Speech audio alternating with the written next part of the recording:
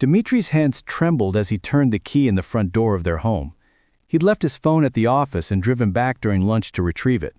The house stood quiet, too quiet for a Tuesday afternoon. His wife Natalia should have been at her art studio downtown until evening. He climbed the familiar stairs, each step echoing through the silence.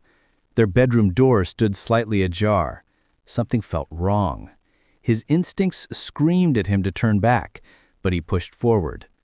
The sight that greeted him would haunt him forever. Natalia, his beautiful fox hybrid wife with her distinctive blonde wavy hair spread across their pillows, her elegant tail intertwined with another man's legs, her fox ears pressed back against her head in pleasure, her four-fingered hands gripped the shoulders of a stranger in their marriage bed. The afternoon sunlight streaming through the window illuminated every devastating detail. Time stopped. His heart stopped. Their eyes met. Her golden eyes, the ones he'd gazed into on their wedding day 5 years ago, widened in absolute horror. The man beneath her turned, scrambling away in panic. "Dimitri?" she gasped, her tail instinctively curling around herself as she grabbed for the sheets. "Please, I can explain." But there was nothing to explain. Nothing that could erase what he'd witnessed in the bed where they'd made love countless times, where they'd held each other through nightmares, where they'd whispered dreams of their future. He didn't yell, didn't rage, didn't demand answers. He simply looked at her, really looked at her, and felt something inside himself die. The love he'd carried for this woman, the woman whose fox ears he'd gently stroked while she fell asleep, whose unique beauty he'd cherished, whose every quirk he'd adored, it all turned to ash in his chest. "Dimitri, please say something!" Her voice broke as tears streamed down her face. He turned and walked away. "Dimitri, stop, please!" Her footsteps followed him down the stairs, her tail dragging behind her in distress. "It was a mistake. It meant nothing." He reached the door, his hand on the handle. Without turning back, he spoke his first and last words. "You meant everything. Now you're nothing." The door closed behind him with a finality that echoed like a gunshot. Dimitri sat in his car outside their home, his home, watching the stranger flee through the front door, hastily dressed and ashamed. Through the window he could see Natalia's silhouette pacing frantically, her tail swishing in agitation, her phone pressed to her ear, calling him, texting him. He blocked her number, then her social media, then her email. The pain in his chest felt physical, as though his rib cage had been pried open and his heart carved out. But beneath the pain lived something stronger, resolve. He drove to his brother's apartment and explained everything in mechanical sentences devoid of emotion. Victor listened, his face darkening with each word, then simply hugged him, a gesture that nearly broke Dimitri's carefully maintained composure. "Stay here as long as you need," Victor said. "I'll help you figure out the next steps." The next days blurred together. Dimitri hired a lawyer, the best divorce attorney in the city. He returned to the house once with Victor as witness and packed his essential belongings while Natalia sobbed in the doorway. "Please, just talk to me," she begged, her fox ears flattened against her skull in submission, her tail tucked between her legs. "5 years can't end like this. We can work through." "There's nothing to work through," he said coldly, his eyes never meeting hers. "Your affair wasn't a mistake. It was a choice. You chose him. In our bed, in our home, you killed what we had." Her sobs intensified, but he felt nothing. The numbness was complete. His lawyer moved swiftly. No-fault divorce, asset division, clean break. Dimitri wanted nothing that would bind him to her, nothing that would force continued contact. He gave her the house, the place now tainted with betrayal, and took only what he'd brought into the marriage. At work, colleagues noticed his transformation. The warm, laughing man they knew had become distant and focused. He threw himself into projects, working late into the night, anything to avoid the memories. Friends tried to intervene, but he shut them down. "I'm fine. I'm handling it." But at night, alone in Victor's spare bedroom, the facade cracked. Natalia's world had imploded. She stood in their empty bedroom, the bedroom where she'd destroyed everything, staring at the stripped bed. Dmitri had taken nothing but his personal belongings. The furniture remained, the artwork on the walls, the life they'd built, but the soul of their home had vanished with him. Her reflection in the mirror showed a stranger. Her blonde, wavy hair hung limp and unwashed. Her fox ears drooped constantly now. Her tail had lost its lustrous shine.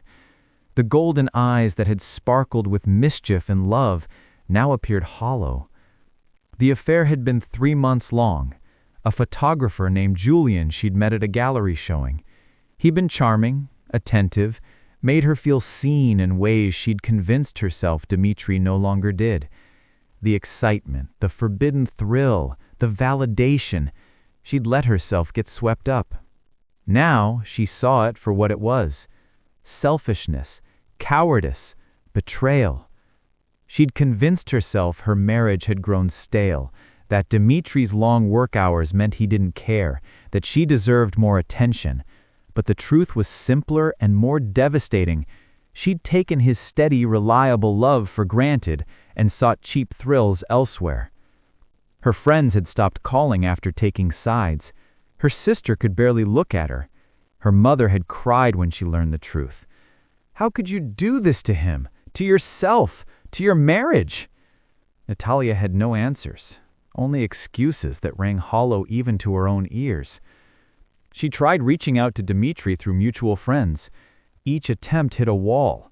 He'd completely shut her out, as though their 5 years together had never existed. She was blocked, deleted, erased. The divorce papers arrived with brutal efficiency. His lawyer communicated everything. Dmitri himself remained invisible, present only through legal documents that formally dissolved their union. Julian, the man she'd risked everything for, had disappeared within a week. Too much drama, he'd said casually, as though her shattered marriage was an inconvenience. She'd been a conquest, nothing more.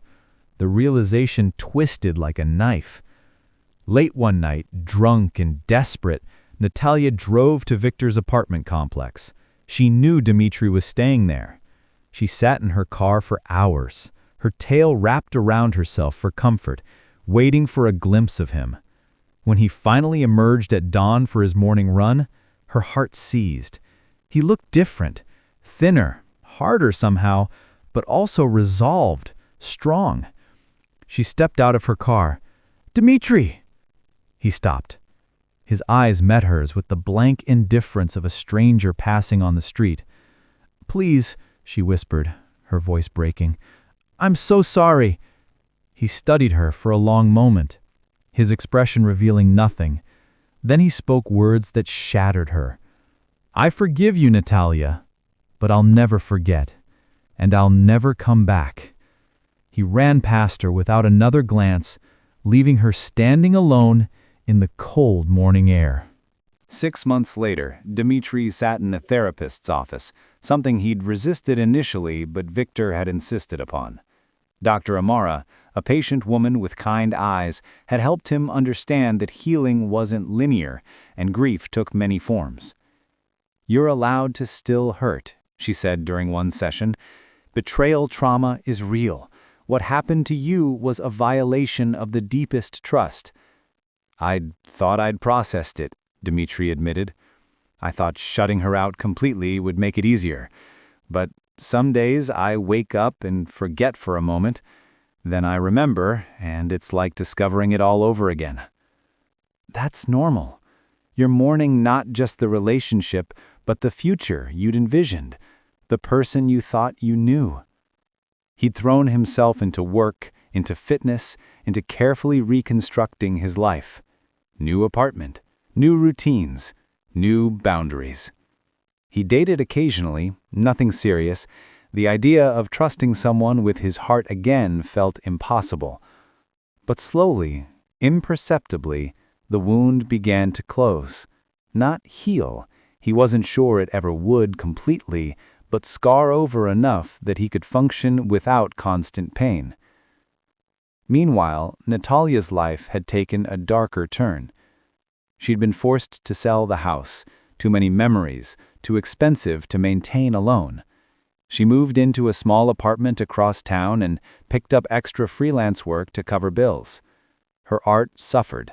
She couldn't create without confronting what she'd destroyed. The guilt became her constant companion. She'd wake from dreams where Dmitri forgave her, only to face reality where he'd completely moved on. Through mutual acquaintances, she heard fragments of his new life. He was doing well, thriving even, better without her. That knowledge was the cruelest punishment. She started therapy too, eventually. Her therapist challenged her gently. You can't undo what happened. You can only learn from it and become someone different. I destroyed the only good thing in my life, Natalia said during one session, her tail wrapped tightly around her waist. I destroyed him. The way he looked at me that day like I was nothing. I deserved that. I deserved all of this. Self-flagellation isn't growth, her therapist replied. Real change means understanding why you made those choices and ensuring you never make them again.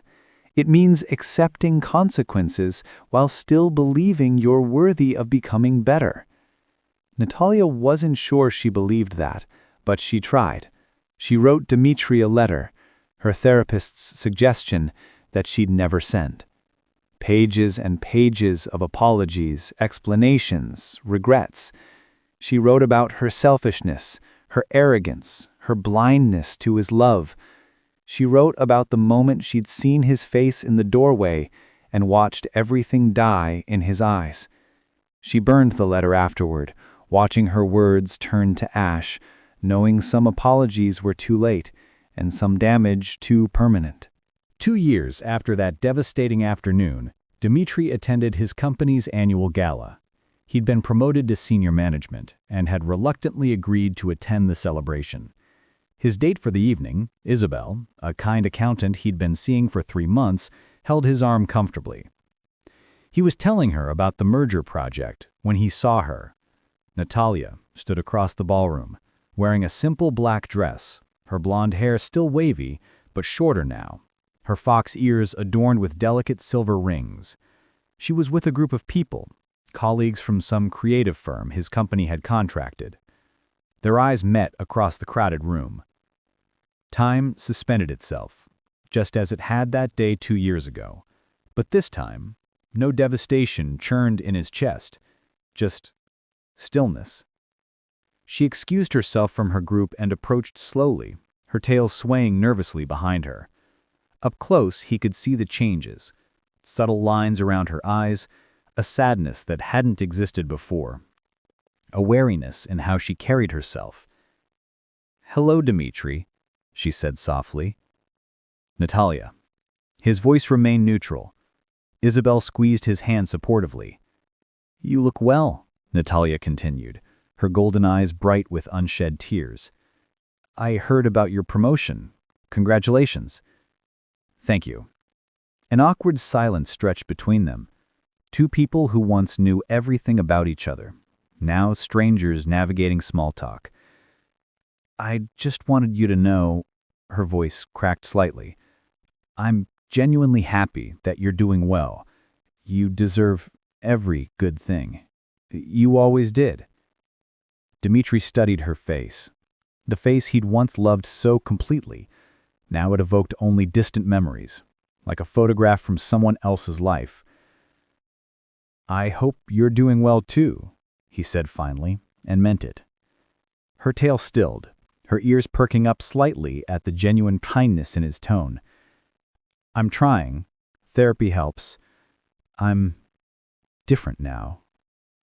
Better, I hope, though probably too late for anything to matter." "It's not too late for you to have a good life. Just not with me." That door closed completely. It had to. She nodded, tears finally spilling over. "I know. I knew it then, even when I begged. I just wanted you to know, I understand now what I destroyed. I understand the gift I threw away. And I'm sorry. I'll always be sorry. I know you are, and I do forgive you, Natalia. I had to, for my own peace. But forgiveness doesn't mean reconciliation. Some things, once broken, can't be repaired.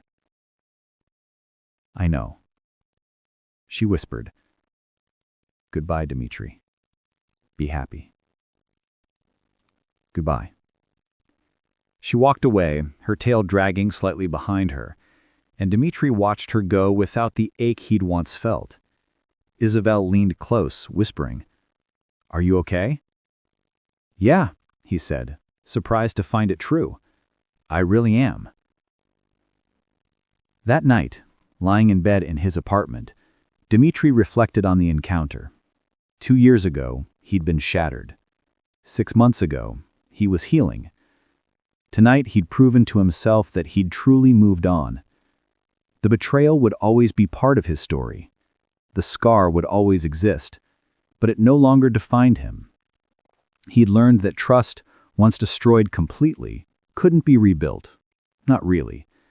He'd learned that some wounds were too deep, some betrayals too fundamental. He'd learned that walking away wasn't weakness, but self-respect.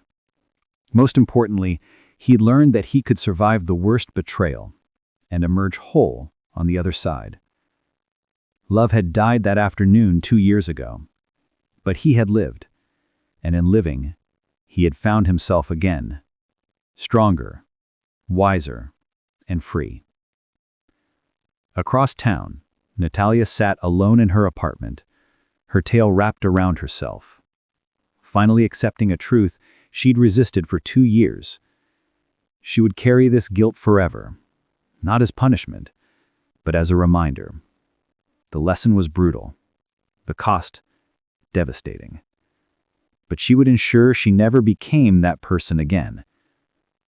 Some love stories end with reunion, some with closure. This one ended with 2 people moving forward separately, forever changed by a single moment when trust shattered beyond repair. A reminder that betrayal doesn't just break hearts, it breaks souls. And some breaks are simply too profound to ever be undone.